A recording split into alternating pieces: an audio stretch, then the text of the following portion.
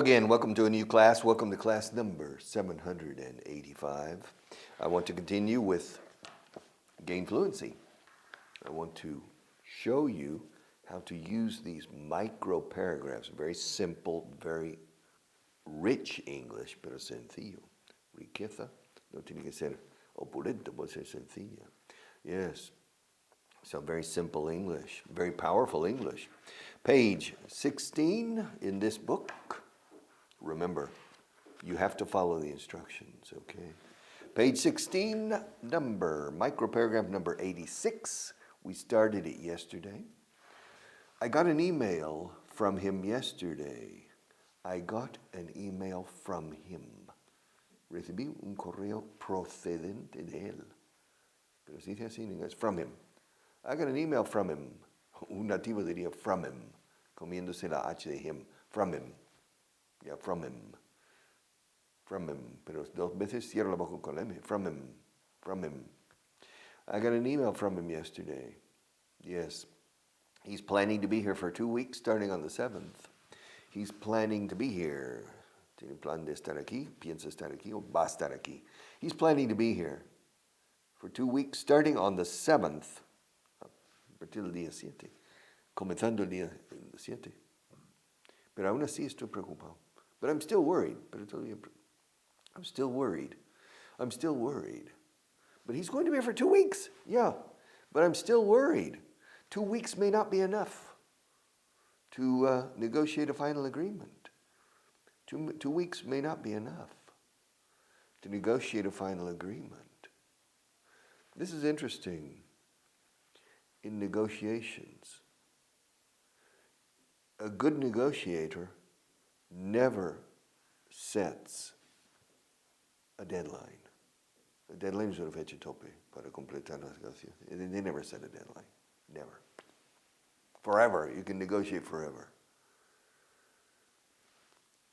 For example, if you go to Japan, Japón, and you need to negotiate a contract for your company in Spain, when you arrive, the Japanese company, the first question they ask you is, do you have a return ticket to Spain? Yes, my ticket is for Thursday of next week. So you have already given the Japanese company a weapon, un arma. They know that your objective is to complete the negotiations successfully by Thursday of next week. And so the Japanese don't negotiate seriously for the first day, the second day, the third day. And you're starting to get nervous because you're not progressing in the negotiations. The Japanese want you to get nervous and to start giving concessions, offering concessions in order to finish the negotiations by Thursday. So the Japanese or anybody, the Americans, the British, it doesn't matter.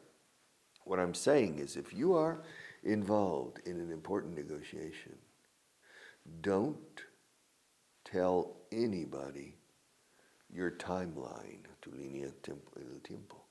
Don't tell your timeline. You have all the time in the world to negotiate. Because they will take advantage of your nervousness if they observe that you want to finish the negotiations by a certain date. That causes problems. All right, I got an email from him yesterday. I got an email from him. I got an email from him.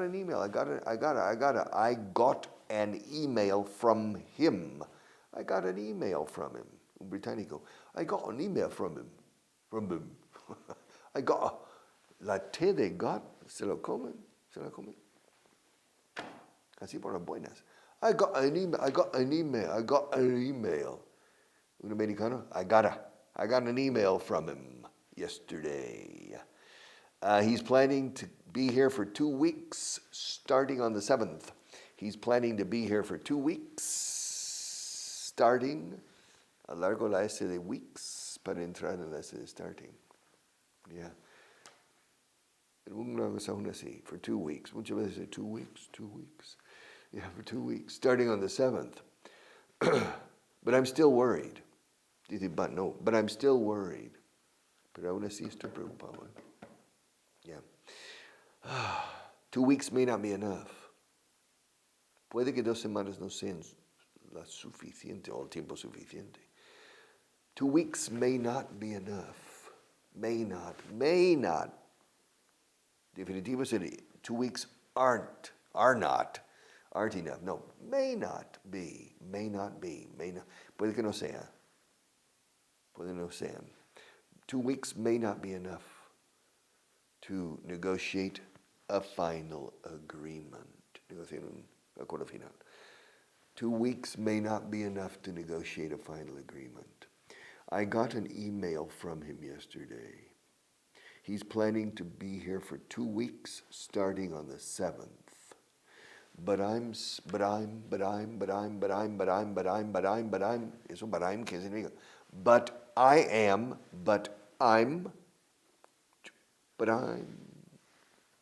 claro, la T de but se convierte casi una D dura inglesa. But I'm, Baden, no sé si Baden. Yeah, but I'm still worried. 2 weeks may not be enough. May not be enough time, no? Yeah, 2 weeks may not be enough time to negotiate a final agreement. Negotiate. She, como ella, she. Negotiate. She ate. Ella comió. She ate 3 pencils. Wow. Negotiate. She ate. All right. The next one. Paragraph number 87. Microparagraph. Don't laugh. It's not funny. She lost 2 months of work. This is a true story. Increíble. This story is incredible. Okay.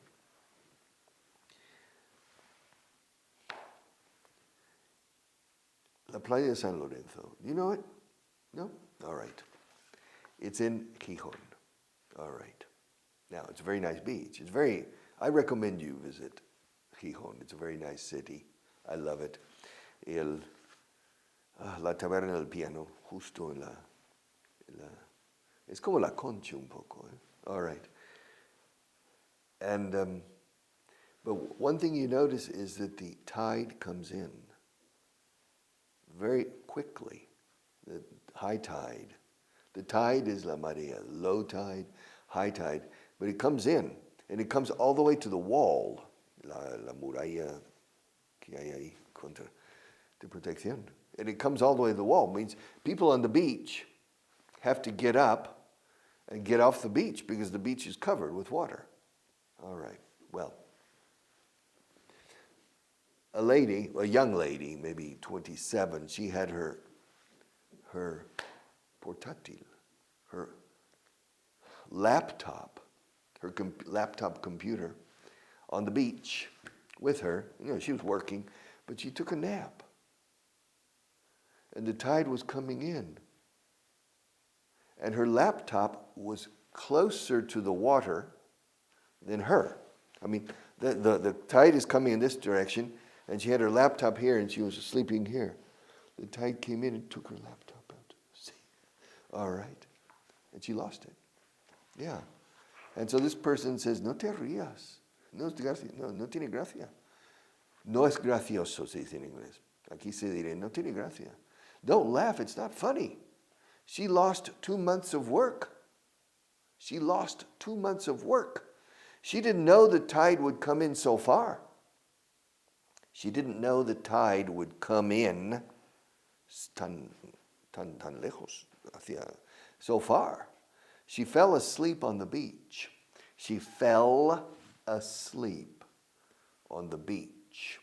And the tide carried her laptop out to sea. She couldn't find it. She said, where's my laptop? I don't know if she saw it moving out, but then she couldn't get it. But it was too late anyway. It was just, poor girl. Ahora con la nube, ¿no? A lo mejor puede salvarlo. No lo sé. But in any case, so she lost 2 months of work. Don't laugh, it's not funny. Don't laugh, no te rías, no tiene gracia. Don't laugh, it's not funny. Don't laugh, it's not funny. She lost 2 months of work. Cuando yo pronuncio meses en plural, hago un truco fonético recomendable. No digo months. 1 month, sí, hay un ceceo al final. Month. 1 month. Pero cuando voy a 2, la H la quito, months. Pero hay que hacer la teas, sí, que también nos cuesta. Months. It's, what's, that's, months, 2 months. 2 months ago. Nunca en mi vida digo 2 months ago. Me cuesta. Months. Decir TH más S cuesta. Months. 2 months ago, 2 months ago, 2 months ago, 2 months ago. She lost 2 months of work. 2 months of work, yeah. She didn't know the tide would come in so far. She didn't know the tide would come in so far. She fell asleep on the beach. She fell asleep. Awake, asleep, awake, asleep. She fell asleep on the beach. And the tide, escrito tide, la marea, the tide carried her laptop out to sea, to the Bay of Biscay. Her laptop is in the Bay of Biscay now, somewhere in the Bay of Biscay. The what?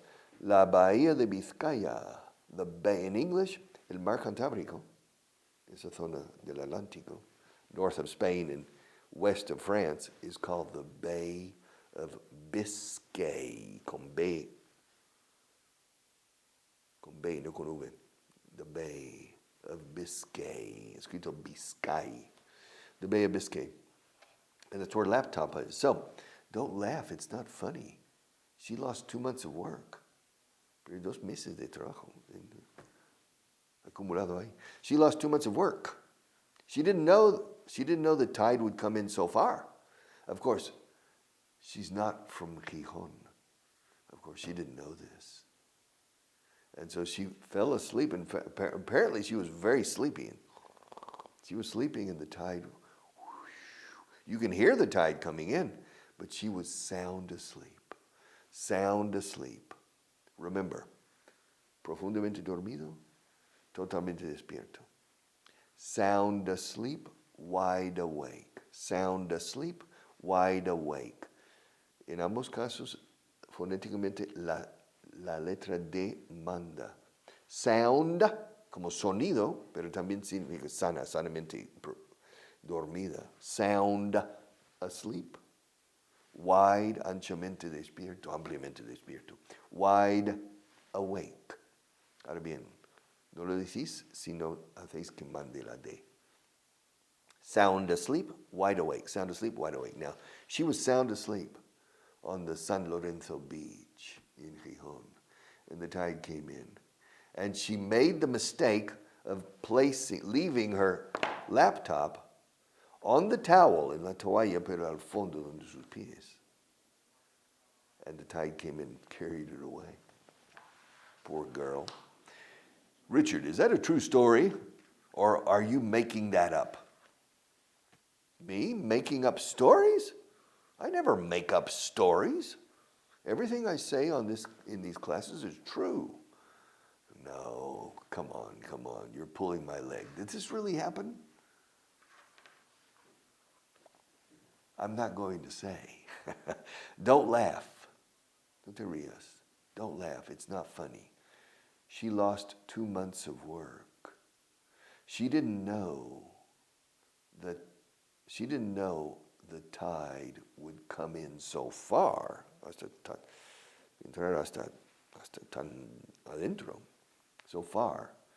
She fell asleep on the beach, and the tide carried her laptop out to sea, alejado al mar, out to sea. Poor girl. Poor girl. I feel sorry for her. Yeah. Siento compasión. Siento pena por ella. I feel sorry for her. Yes. How much time do we have left, Marta? We doing okay? Oh, we have plenty of time, my God. This is interesting. A ver si entiendes esto. Now, these paragraphs are not for understanding. These paragraphs are for speaking. But in any case, you have several mistakes. You forgot to put an accent on hablé, and you spelled Jerónimo with a G instead of a J. Also, we don't capitalize the days of the week in Spanish. Okay. Apparently here there's a Spanish teacher or a Spanish-speaking person who is correcting the Spanish of a non-Spanish speaker who's written something. And he says, let's see. He says, let's see. Marta, you have several mistakes. Yeah. You forgot to put an accent, no? You forgot to put an accent on hablé. This is hablé. Es ayer. Hablé con él ayer. No, it's hablé. All right. You forgot to put an accent on hablé. All right. And you spelled Jerónimo with a G instead of a J. Claro, el indio, el famoso indio Jerónimo es con G. However, the name Jerónimo is with a J. Normally. I think always. Now, the name Genaro Pérez, Genaro Garcia, usually is with a J. Sometimes it's with a G, Genaro. So I've seen both. But Jerónimo here in Spain is with a J. Yeah. However, I repeat, el famoso indio Jerónimo is with a G. And in English, cuando alguien salta, Geronimo, it's with a G, con G, G. But in this case, in Spanish, no. You have several mistakes. You forgot to put an accent, un tilde, un acento. You forgot to put an accent on hablé. And you spelled, escribiste, o sea, de ortografía. To spell no es solo deletrear en voz alta. To spell es escribir con ortografía correcta. Has escrito mal esta palabra ortográficamente. You've spelled this word wrong. You spelled the word wrong. Bisagra es con B, no es con V. Bisagra. Oh, you spelled it wrong. Okay. Absorbente es con V en medio, B al principio, no es absorbente es con B y B, dos B's, perdona. Absorbente es BB, absorbente. Absolver is con V, but absorber is con B. That's a common mistake, absorbente, people say. So, you have several mistakes. You forgot to put an accent on hablé, and you spelled Jerónimo with a G instead of a J. GJ. You spelled Jerónimo with a G instead of a J, instead of a J, en lugar de en vez de una J. All right. Por ejemplo, el famoso banco JP Morgan, ¿te suena, no? It's JP Morgan. But normally in Spain say GP, como si fuera GP, no es JP. JP Morgan. All right. So you spelled Jerónimo with a G instead of a J. Y luego. Also, we don't capitalize the days of the week in Spanish. We don't capitalize, no capitalizamos. O sea, no ponemos mayúsculas. To capitalize es poner mayúscula a una palabra. To capitalize.